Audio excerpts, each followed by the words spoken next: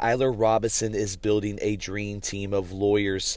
These are not public pretenders. These are public defenders, and they actually put a motion in for him to make sure that he is wearing regular clothing through this whole trial. They even referenced the slime ball, slimy ass Brian Koberger. Now, the boyfriend of Tyler Robinson, Lance, cut off his twig. He isn't getting charged at the moment. And the reason is they're using him as witness number one. He makes this whole case come together, and he's going to be the ultimate reason why Tyler Robinson gets the death penalty. Now, Lance Twiggs, in the future, maybe he gets charged, but look at Jennifer Soto and look at Wendy Adelson. Now, the conspiracy theorists are out, and it's totally understandable because a lot of people don't believe that Tyler Robinson is the actual shooter. I mean, even Kash Patel, the FBI, had a weird tweet weeks ago and never followed back up on it. Now, Brian Entin, part of News Nation, he actually went and talked with the sheriff, and the sheriff is getting tired of these conspiracy theorists. Remember, this is the same jail that was 60 days in. Coincidence? I don't know, but let's get into reacting to this sheriff because a lot of people think he's lying right here. As our society is today, we're kind of a little bit programmed that way, that the simple answer can't be the truth. It always has to be something complex, and for a lot of people to even wrap their mind around that it's as simple as somebody drove up here from, you know, another city in Utah and assassinated Charlie Kirk. It's just, well, it can't be that. That's just too simple. There's got to be more to it than that. I hate to break it to you, Sheriff, but there's a lot of questions that still haven't been answered. And even Kash Patel said he was investigating some of these things that the people have noticed. Yeah, I think too, people don't trust the FBI or the feds a lot of the time, which is why I wanted to talk to you guys, because you're local. I think people trust the locals more. You're in the loop, obviously. I mean, if there was something strange, you would know about it, right? We would. I mean, come on now, Brian Entin, don't be so naive. The FBI has their hands all in this case. What makes you think that they're not suppressing some evidence and stuff? And there's nothing hidden in this case. There's nothing crazy. This is so organized. This is ridiculous. Nothing hidden in this. This case is still ongoing. You wouldn't know what's hidden in this case yet, right? Am I tripping, y'all? It's hidden deep. You know, it's a homicide case in the state of Utah, in Utah County.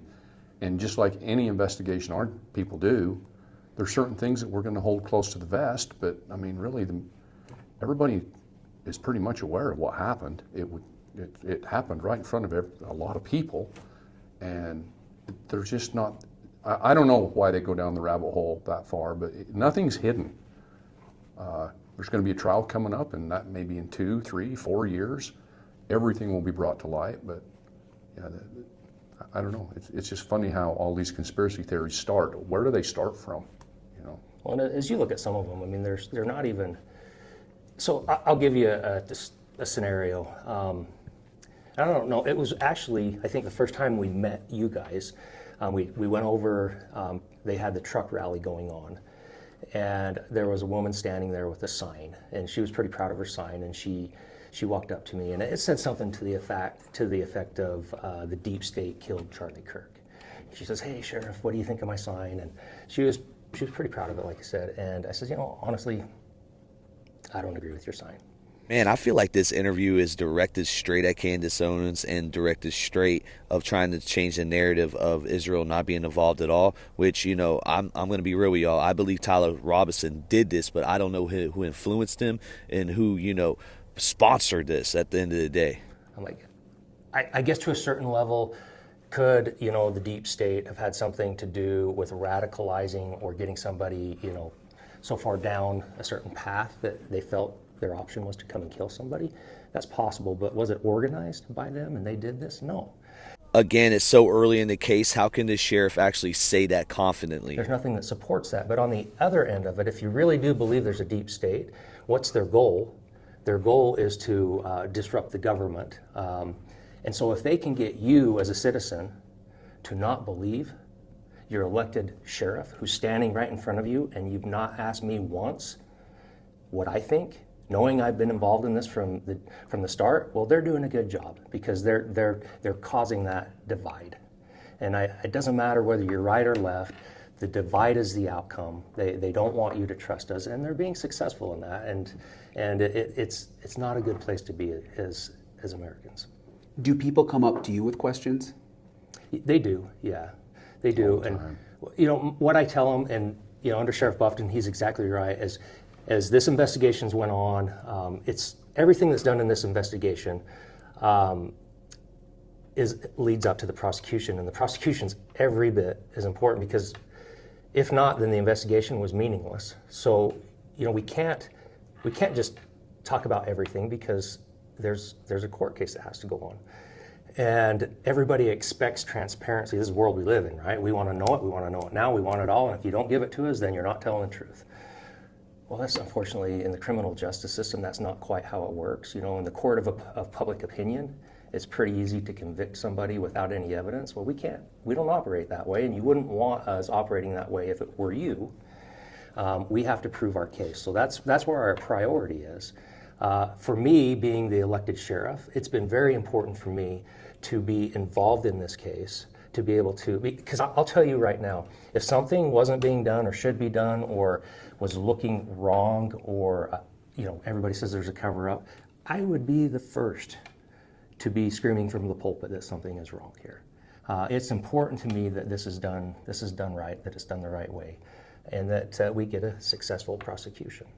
One question that we've gotten a lot is people don't understand how the firearm got there, and then, because you see the pictures of him in the stairwell, but you don't see the gun, and they don't understand, like, it wouldn't fit in the backpack, and there's still a lot of questions regarding that.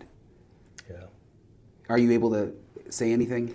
Well, most of anything I say, I want to stick to what the actual charging document actually says. And if you go back and you read that charging document, there is quite a bit in there. But when he's walking up to that roof, there is definitely a way he is walking that you can see that gun is being concealed. Good way to go around the question, Sheriff. He asked you about the stairwell pictures. He didn't ask you about him limping up to the event. Yeah, that part seems pretty clear, but it's more when he's in the stairwell.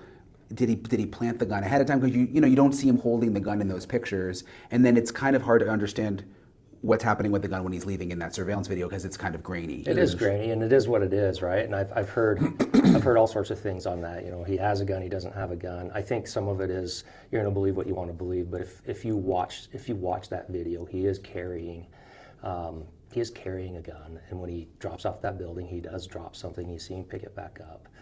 Again, y'all, I'm not trying to be a conspiracy theorist, but why is the sheriff avoiding the stairwell picture? Because he can't explain why Tyler Robinson looks like he doesn't have the gun. I can tell you this, when it was our evidence team that found that gun. That was a sheriff's office team that had that crime scene and found that gun in that wooded area. And just my last question, since he's in your jail, right, still? He is. Yeah, which is where we are now, right, this building. Yeah. Has there been anything unusual with him in the jail? I mean, what has it been like having such a sort of, I guess, high-profile inmate? I don't want to really talk about him specifically, but it has brought a lot of, it's interesting, just the amount of correspondence we get for him, people from across the nation that's either on both sides, very upset with him or supportive of him. That has been interesting to see. And then, of course, as we move forward into court appearances, there's no question that this is a very high-profile case and will remain that way. And so it's something that we put a lot of resource into making sure that everything goes off right and we don't have any incidents occur with safety on either side of the spectrum on this, and that he can get a fair trial like our Constitution requires. How does somebody with no money able to get this public defender dream team, like this lady here and these two other lawyers from California, which I'm going to do a separate video on all of them and the cases they covered. But to me, how is he able to do this indigent? Like, is he getting money from his supporters? That is my question. Is he following all the rules? I walked down in the jail a few days ago just to kind of check on him. Everything looks good. He's nothing strange, just like everyone else. They seem too nice in Utah, giving this dude special privileges. They should have kept him in that turtle suit, which I heard they kept him in that turtle suit a longer time than what they reported. He was sleep deprived and all these reports. But at the end of the day, why is Tyler Robinson even getting this treatment? So he's getting what he needs, what he's required to have, and everybody's down there keeping an eye. So, yeah. I don't know about this, y'all. Is this sheriff's lying? Both these sheriffs, you think they're lying? Let me know what you think in the comments. Do you guys think this is a conspiracy? And do you think Tyler Robinson is the actual shooter or he had help? Obviously, Lance that hit his own twig has something to do with this, but charges won't be coming to him as for right now because they need him as witness number one. And I'm sure Brian Entin asked that and they told him to take it out because honestly, how could you not ask about Lance hit his own twig? Just saying. This is New Age Plug with the YouTube Streets Podcast. Make sure y'all smash that like button, subscribe for more content.